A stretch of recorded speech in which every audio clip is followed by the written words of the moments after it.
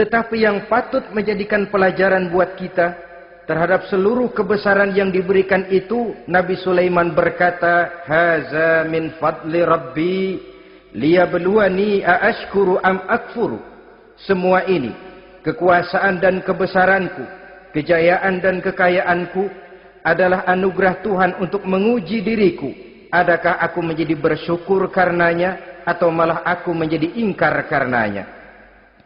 Alangkah baiknya jikalau ucapan Nabi Sulaiman ini kita bisa resapi dan kita bisa terapkan dalam kehidupan ini.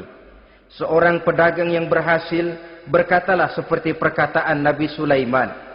Seorang pejabat dengan kedudukan tinggi berkatalah seperti perkataannya Nabi Sulaiman. Seorang ulama dengan posisi sebagai pemimpin yang non formal berkatalah seperti perkataan Nabi Sulaiman. Seluruhnya berkata, "Haza min fadli Rabbi." Seluruhnya ini adalah karunia Allah untuk menguji diriku, adakah aku bersyukur atau aku menjadi ingkar karenanya. Inilah sekelumit tentang kebesaran Nabi Sulaiman alaihi salam. Pada usia 13 tahun, beliau sudah mewarisi kerajaan ayahnya Nabi Daud dengan meninggalnya Nabi Daud alaihi salam. Dan sejak itu, keistimewaan Nabi Sulaiman alaihi salam sudah nampak dalam kehidupan. Beberapa keistimewaan bisa kita catat dari pribadi Nabi Sulaiman ini. Pertama, beliau cerdik, cerdas, dan bijaksana. Dan tentu saja harus begitu. Kalau Rasul goblok, mana ada umat yang mau ikut. Tetapi kecerdikan dan kecerdasan serta sifat bijaksana ini nampak dari beberapa kisah yang pernah dihadapinya.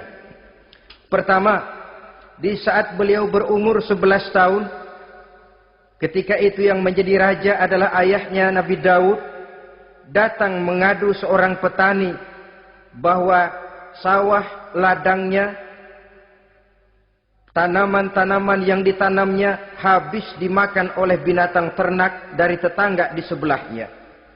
Maka ia mengajukan usul agar binatang ternak yang memakan tanam-tanamannya itu diberikan saja kepadanya.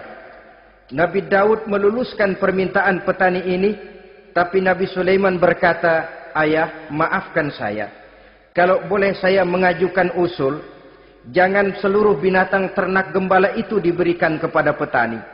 Akan lebih baik kalau binatang ternak yang memakan tanam-tanamannya itu diberikan kepada si petani selama 1 tahun.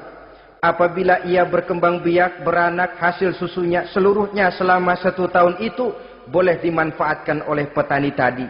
Dengan demikian saya rasakan ini merupakan satu yang lebih adil ketimbang yang tadi itu."